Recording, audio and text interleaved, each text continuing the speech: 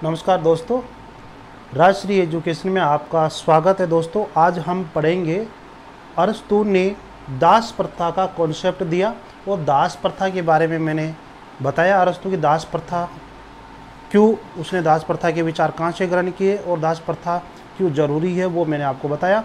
आज हम देखते हैं कि दास प्रथा के आधार क्या है, दास प्रथा को अरस्तु ने अच्छा क्यों माना, ऐसा क्या है कि दास प्रथा होनी चाहिए, उसके आधार क्या माना। तो दोस्तों, दास प्रथा का जो आधार है, तो आधार वो कहता है कि नैतिक रूप से व भौतिक रूप से, नैतिक व भौतिक रूप से दास प्रथा समाज के लिए बहुत ज़रूरी है। क्योंकि अरस्तु के समय यूनान के अंदर क्या थी, दास प्रथा थी। और यूनान के समाज के लिए, यूनान के जो राज्य थे उनके लिए दास प्रथा एक गलत नहीं था, मानवीय चीज़ थी। और उसी के आधार पर मानकर उसने दास प्रथा से संबंधित जो कॉन्सेप्ट है उसको सही माना। दोस्तों, अब उसके मानने का जो पहला आधार देखते हैं कि दास प्रथा एक स्वाभाविक व्यवस्था है। दास प्रथा क्या है, एक स्वाभाविक है। देखो, दास प्रथा को स्वाभाविक है तो ये क्यों है, इसको अपन दो तरीके से देखते हैं। दोस्तों, एक तो यूनान के अंदर परिवार जो थे, उस परिवार के अंदर जैसे परिवार को अरस्तु ने क्या माना, स्वाभाविक माना, प्राकृतिक माना। दोस्तों, क्योंकि परिवार से मिलकर क्या बना, ग्राम बने, और ग्राम से मिलकर क्या बने, राज्य बना। तो परिवार को वह एक स्वाभाविक संस्था माना है, प्राकृतिक संस्था माना, वो मैंने आपको बताया। और परिवार मिलकर क्या बने, ग्राम बने, और ग्राम मिलकर क्या बने, राज्य। तो जब परिवार एक स्वाभाविक संस्था है तो राज्य भी क्या है, स्वाभाविक संस्था है। अब परिवार के अंदर संपत्ति चाहिए मेरे दोस्तों, परिवार चलाने के लिए क्या चाहिए, संपत्ति चाहिए। और संपत्ति में उसने दो भाग किया, सजीव संपत्ति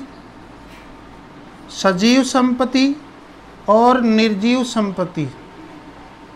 और सजीव संपत्ति के अंदर उसमें किस किस को शामिल किया, दास को, जो दोस्तों दास को शामिल किया, कुत्ता को शामिल किया, घोड़ा को शामिल किया, पशु को शामिल किया। कुत्ता, घोड़ा, पशु, दास आदि क्या है, सजीव संपत्ति है। ठीक है दोस्तों, तो ये परिवार के हिस्सा है ये सब, क्यों, ये सब संपत्ति कमाने के हिस्सा है, तो ये परिवार का ही हिस्सा है, ये सब परिवार ही है ये सब। ठीक है, परिवार में संपत्ति कमाने के जो स्रोत होते थे अरस्तु के टाइम पर, अरस्तु के विचारों के अकॉर्डिंग दास है, कुत्ता है, घोड़ा है, पशु, ये सजीव संपत्ति होती है। और ये लोग परिवार के लिए क्या करते हैं, पैसा कमाते हैं। तो परिवार के अंदर ये परिवार के ही भाग है, पशु, घोड़ा, कुत्ता, दास। और इन सब में सर्वश्रेष्ठ किसको माना गया है, दास को माना गया है। तो जब एक परिवार स्वाभाविक है तो दास, कुत्ता, घोड़ा, पशु जो कि एक इनकम कमाने के स्रोत है, ये भी क्या है, स्वाभाविक है। एक तरीके से हम स्वाभाविक ऐसे मानेंगे, दूसरे तरीके से हम मानेंगे कि स्वाभाविक कैसे है। दोस्तों, दूसरे तरीके से अरस्तु ये कहता है कि दास प्रथा बहुत ज़रूरी है। दास प्रथा इस जड़ चेतना में, दास प्रथा इस जड़ चेतना, और जड़ चेतना का मतलब आप समझ गए होंगे दोस्तों, प्रकृति। और प्रकृति का अर्थ वही स्वाभाविक। ठीक है, इसको प्राकृतिक भी कह सकते हैं, प्राकृतिक, स्वाभाविक या प्राकृतिक भी हम कह सकते हैं।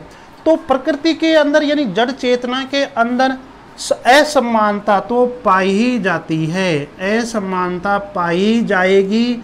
सभी व्यक्ति समान नहीं होते हैं। कुछ व्यक्ति बौद्धिक चीज़ से, अपनी बुद्धि से, अरस्तु कहता है कि कुछ लोग अपनी बुद्धि से और कौशल से अच्छे होते हैं, कुछ व्यक्ति अपने बुद्धि और कौशल से अच्छे नहीं होते हैं। अर्थात जिनमें बुद्धि और कौशल अच्छा होता है वह स्वामी बन जाते हैं, और जिसमें बुद्धि नहीं होता है और किसी प्रकार का कौशल नहीं होता है या इन दोनों की कमी होती है तो वो क्या बन जाते हैं, दास। इसका मतलब स्वामी के अंदर वह स्वामी को गुणवान मानता है और दास को गुणवान नहीं मानता है। स्वामी को वह कौशल युक्त और बुद्धि युक्त मानता है और दास को कौशल युक्त और बुद्धि युक्त नहीं मानता है। तो ये एक प्रकृति का ही नियम है कि प्रकृति ने ही कुछ लोगों को क्या है, स्वामी बनाया, कुछ लोगों को क्या बनाया है दोस्तों, दास बनाया है। इसके अलावा अरस्तु ये भी कहता है कि प्रकृति ने कुछ लोगों को शासक करने का अधिकार दिया है, कुछ लोगों को शासक करने का योग्य बनाया, शासक करने के लिए योग्य बनाया है। प्रकृति ने, इस जड़ चेतना ने कुछ लोगों को शासक करने के लिए योग्य बनाया, कुछ लोगों को शासित होने के लिए, कुछ लोग शासित होने के लिए योग्य बनाया है, योग्य बनाया दोस्तों। इसका मतलब कि प्रकृति से ही कुछ लोग शासक और शासित में बटे रहते हैं। और शासक वर्ग के अंदर क्या होता है, विवेक होता है दोस्तों, विवेक होता है, कौशल होता है राजनीति करने का, शासन करने का। और शासित लोगों में विवेक की कमी होती है। ये लोग एक तरह से हम कह सकते हैं कि विवेकहीन होते हैं, एक तरह से मूर्ख होते हैं, अज्ञानी होते हैं और इनको किसी चीज़ का पता नहीं होता है। इस प्रकार से ये दास ही रहते हैं। तो प्रकृति के अंदर ही ये स्वाभाविक रूप से दासता रहती है, इसको कोई चेंज नहीं कर सकता। प्रकृति ने ही लोगों के अंदर क्या है, असमानता दी है। सभी लोग गुणवान विवेकशील नहीं होते हैं और सभी लोग मूर्ख नहीं होते हैं। तो कुछ ये असमानता होती है, तो उन्हीं के आधार पर लोग स्वामी व दास बन जाते हैं। तो इसमें कोई बुराई नहीं है। तो अरस्तु ने इसको बहुत अच्छा माना है कि दासता होनी चाहिए। तो अरस्तु बाद में ये भी कहता है कि जो दासता है, जो दास है, जिस प्रकार से परिवार के लिए आवश्यक है, जिस पर वो अरस्तु ये कहता है कि जिस प्रकार से परिवार चलाने के लिए संपत्ति की आवश्यकता होती है दोस्तों, उसी प्रकार से दास की आवश्यकता होती है। उसी प्रकार से क्या हो जाती है, दास की आवश्यकता होती है। जिस प्रकार से परिवार चलाने के लिए हमें संपत्ति की जरूरत पड़ती है, उसी प्रकार से हमें दास की भी क्या होती है, जरूरत पड़ती है। ठीक है। और संपत्ति का ही एक भाग क्या है, दास है। सजीव संपत्ति क्या है, एक दास है। तो सजीव संपत्ति में से सर्वश्रेष्ठ जिसे माना है अरस्तु ने, वो माना है दास। तो दास क्या करेगा, संपत्ति कमाएगा, किसके लिए, परिवार के लिए। किसके लिए, परिवार के लिए। अर्थात दास ही जो सजीव संपत्ति होता है, पशु है, घोड़ा है, कुत्ता है, इनके लिए घास चारा इनकी व्यवस्था करेगा। और जब इनकी व्यवस्था करेगा तो ये दूध देंगे, धन देंगे, तो वो परिवार में जाएगा। तो मतलब सबसे ज़्यादा जो दास है वो सर्वश्रेष्ठ संपत्ति कमाने वाला क्या है, उपकरण है। एक तरह से हम कह सकते हैं साधन। तो अरस्तु के अकॉर्डिंग सबसे ज़्यादा संपत्ति का जो स्रोत है, जो उपकरण है, वो क्या है, दास है। तो दास परिवार के लिए भी संपत्ति कमाता है। ठीक है। तो उसी प्रकार से वो कहता है अरस्तु कि एक राज्य के लिए भी दास की बहुत ज़रूरी है, दास बहुत ज़रूरी है। क्योंकि वो कहता है कि परिवार मिलकर क्या बनते हैं, ग्राम बनते हैं, और ग्राम मिलकर क्या बनता है, राज्य। और राज्य का नाम क्या दिया उसने, काइनोनिया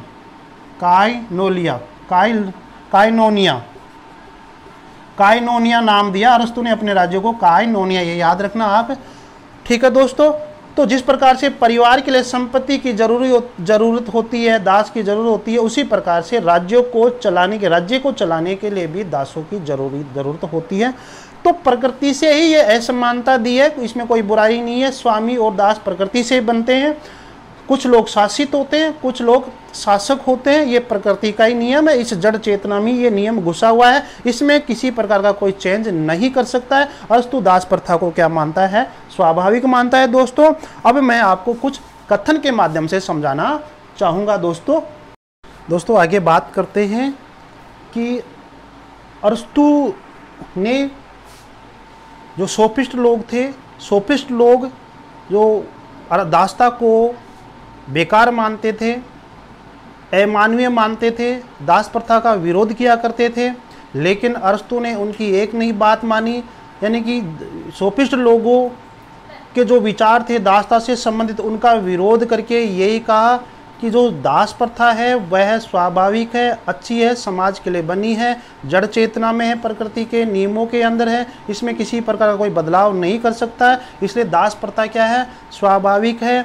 जो ऊंचे लोग हैं वो नीचे लोगों के ऊपर क्या करेंगे, शासन करेंगे ही, ये प्रकृति का ही नियम है। और प्रकृति ने ये नियम बनाया कि एक स्वामी रहेगा तो दूसरा क्या रहेगा, दास रहेगा, एक शासक वर्ग रहेगा तो दूसरा शासित वर्ग रहेगा, ये प्रकृति का ही नियम है। तो सोफिस्ट लोग जहाँ दास प्रथा का विरोध किया करते थे, यानी कि उसका समर्थन नहीं करते थे, तो अरस्तु ने उनका विरोध किया और ये कहा कि नहीं, दास प्रथा बहुत अच्छी है, नहीं अच्छी है। तो दास प्रथा को स्वाभाविक मानता है, नेचुरल मानता है, प्राकृतिक मानता है। और जड़ चेतना में ये नियम ही घुसा हुआ है कि लोग जड़ चेतना से ही, यानी कि प्रकृति के नियम से ही क्या है दोस्तों, कि प्रकृति के नियम से ही क्या है, असमान है। दोस्तों मैं आपको एक बात कहना चाहूँगा कि अरस्तु का एक दोस्त था हर्मियास, क्या नाम था, हर्मियास। और उस हर्मियास को ईरानी सेनापति ने मार दिया था सूसा नामक स्थान पर। इसलिए वह यूनानियों के अलावा जो गैर यूनानी होते हैं, गैर यूनानी, यूनानियों के अलावा जो भी गैर यूनानी है, यानी कि यूनानी नहीं होता है वह गैर यूनानी हो गया। तो दोस्तों यूनानियों के अलावा जो भी गैर यूनानी है उनको वह असभ्य मानता है, असभ्य मानता है, बर्बर मानता है। ठीक है दोस्तों, ये याद कर लेंगे आप। ये क्यों माना, क्योंकि अरस्तु के मित्र था एक हर्मियास, ये बहुत बड़े एग्जामों में आ चुका है प्रश्न दोस्तों। ठीक है, वह गैर यूनानियों को असभ्य व बर्बर क्यों मानता है, ये कारण। ठीक है, तो उसका एक दोस्त था हर्मियास, उसको यूनानी सेनापति ने क्या है कि सूसा नामक स्थान पे मार दिया था धोखे से। इसलिए वह गैर यूनानियों को क्या मानता है, असभ्य मानता है, बर्बर मानता है दोस्तों। ठीक है, और एक बात और है कि अरस्तु ने ये मतलब प्रकृति से ही असमानता, दासता के अंदर प्रकृति से ही क्या होता है, असमानता होती है, यानी कि प्रकृति के नियम के आधार पर ही उसने दास प्रथा को क्या है, उचित ठहराने का प्रयास किया है दोस्तों, ये याद रखना। और गैर यूनानियों को वह असभ्य व बर्बर क्यों मानता है, ये मैंने आपको बता दिया कि उसके मित्र हर्मियास की मृत्यु हो जाती है और इराकी सेनापति ने उसकी मृत्यु सूसा नामक स्थान पर कर देते हैं। इसलिए वह गैर यूनानियों को हमेशा असभ्य व बर्बर मानता है। इसका मतलब ये हुआ कि वह यूनानियों को सर्वश्रेष्ठ जाति मानता है, यूनानियों को अच्छे लोग मानता है, इसलिए विवेकशील मानता है यूनानियों को। इसलिए यूनानी लोग दास रख सकते हैं, समझ में आ गया। इसलिए यूनानी लोग दास रख सकते हैं क्योंकि यूनानियों को वह बराबर नहीं मानता है, असभ्य नहीं मानता है, अच्छा मानता है, सभ्य मानता है, विवेकशील मानता है। इसलिए दासों को यूनानी लोग रख सकते हैं, उसका समर्थन करता है। ठीक है दोस्तों, अब देखो अरस्तु क्या कहता है, प्रकृति स्वतंत्र पुरुष और दास के शरीरों में भेद करना चाहती है, अतः है प्रकृति दास के शरीर को आवश्यक सेवा कार्यों के लिए बलवान बना देती है। यानी प्रकृति ने ही दास को बलवान बनाने का कार्य किया है, तथा स्वतंत्र पुरुषों को सरल और सीधा बनाती है, यानी उनको बलवान नहीं बनाती है शारीरिक रूप से, क्योंकि वह शारीरिक उसके लिए बेकार है। शारीरिक अगर प्रकृति से स्वामियों को बनाएगी तो वो तो बेकार है। इसलिए प्रकृति ने ही कुछ लोगों को वो शारीरिक रूप से बलवान बनाई है, कुछ लोगों को शारीरिक रूप से बलवान नहीं बनाया है, और कुछ लोगों को वो सेवक बनाया है, तो कुछ को स्वामी बनाया है, कुछ को शासक बनाया है, तो किसी को शासित बनाया है। तो ये प्रकृति का ही नियम है, ये इसमें कोई बुराई नहीं है। लोग दास प्रथा रख सकते हैं, दासों को रख सकते हैं। अरस्तु श्रेष्ठतम निम्नतम पर शासन करे, ये अरस्तु कहता है कि श्रेष्ठ व्यक्ति होता है वो निम्नतर पर बात शासन करता ही है। और अरस्तु एक बात और ये कहता है कि दास जो होते हैं वो मनुष्य ही होते हैं। यदि दास लोग स्वामी के पास रहकर विवेकशील प्राणी बन जाते हैं और समझदार बन जाते हैं, तब उनको कहीं ना कहीं दास प्रथा से मुक्त कर देना चाहिए। जब वो स्वामी की तरह योग्य हो जाते हैं, कौशल हो जाते हैं, कौशल रूप से विकसित हो जाते हैं, और दिमाग मतलब एक तरह से अपने विचारों से वो विकसित हो जाते हैं, विवेकशील हो जाते हैं, कुछ सोचने समझने की उसके अंदर शक्ति हो जाती है। तो वो कहता है कि जब स्वामी के साथ जब दास रहता है और दास के अंदर भी स्वामी की तरह गुण आ जाते हैं, गुणवान बन जाता है, बुद्धि आ जाती है, कौशल आ जाता है, राजनीति करने लग जाता है और अच्छा और गलत को समझने लग जाता है, तो उसके बाद में स्वामी को उस व्यक्ति को, उस दास को दासता से मुक्त कर देना चाहिए। दोस्तों ये बात है, ठीक है। ये तो मैंने आपको पहला पॉइंट बताया है। अब अगला पॉइंट देखते हैं दोस्तों दास प्रथा के पक्ष में अगला पॉइंट के बारे में बात करते हैं कि दास प्रथा दोनों पक्षों के लिए लाभकारी है। दोनों पक्षों का मतलब स्वामी व दास दोनों के लिए ही दास जो प्रथा है वह जरूरी है, दास के लिए भी आवश्यक है और स्वामी के लिए भी दास प्रथा आवश्यक है। यानी दास और स्वामी दोनों के लिए दास प्रथा बहुत ही आवश्यक है, अभिन्न अंग माना है। स्वामी न दास के बिना रह सकता है, दास न स्वामी के बिना रह सकता है। ये दोनों शरीर अलग है, स्वामी का शरीर अलग है, दास का शरीर अलग है, लेकिन ये इसका अंश है, ये इसका अंश है, एक दूसरे के पूरक है। इनके बिना यदि ये हट जाएगा तो स्वामी अकेला क्या करेगा, और स्वामी हट जाएगा तो दास अकेला क्या करेगा। दोस्तों अरस्तु ने एक अवकाश शब्द लिखा है, अवकाश, ठीक है। ये बहुत इंपॉर्टेंट क्वेश्चन है, आपसे पूछा जा सकता है कि अरस्तु के अकॉर्डिंग, अरस्तु के अनुसार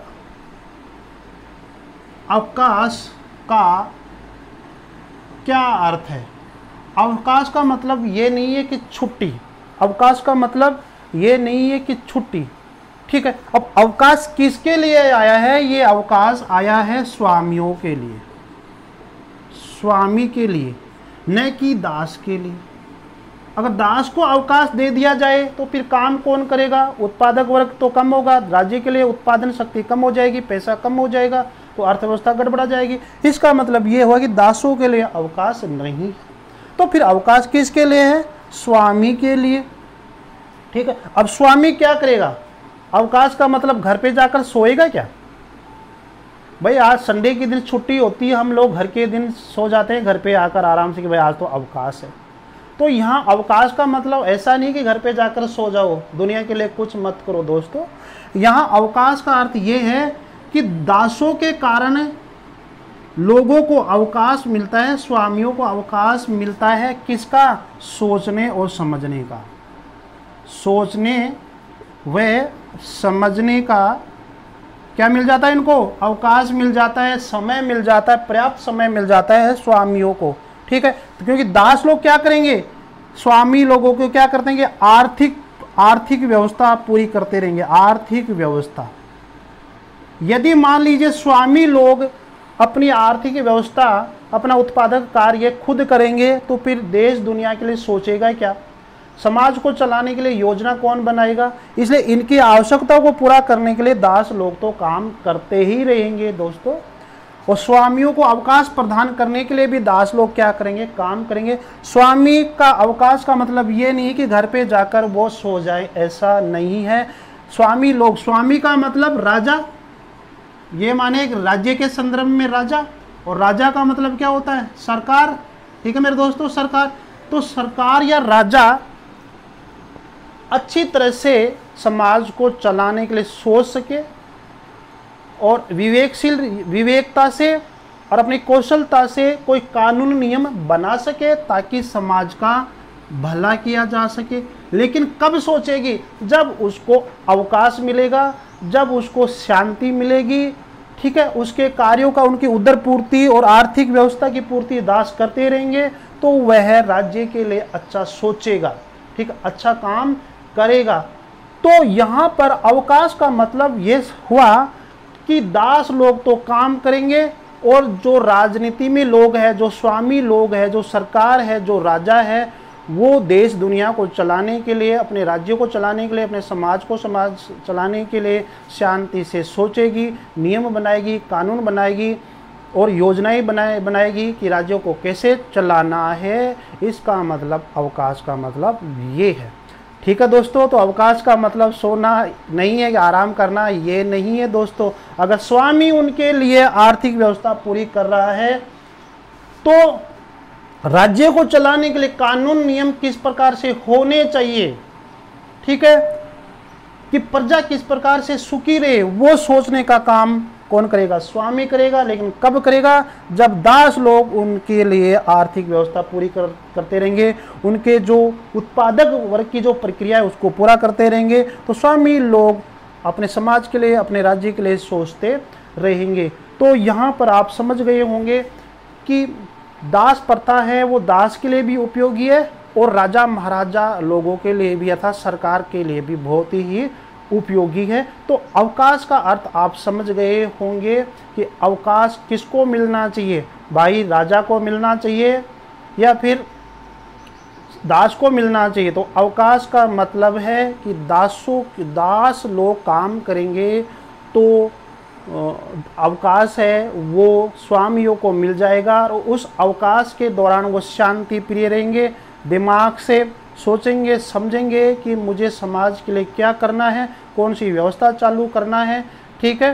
तो वो ऐसा नहीं है कि सो जाएंगे, ऐसा नहीं है दोस्तों। तो समाज को चलाने के लिए कुछ सोचने और समझने की शक्ति उनमें ज़्यादा आ जाती है क्योंकि दिमाग शांति में रहता है और इस तरह से वो सोच समझ कर देश दुनिया को किस तरह से चलाएंगे, वह अवकाश का अर्थ होता है। तो आप समझे कि अवकाश यहाँ पर स्वामी के लिए भी दास सही है और दास स्वामी के लिए सही है। दोनों एक शरीर दोनों अलग है लेकिन एक दूसरे के क्या है दोस्तों? भाग है, एक दूसरे के क्या है?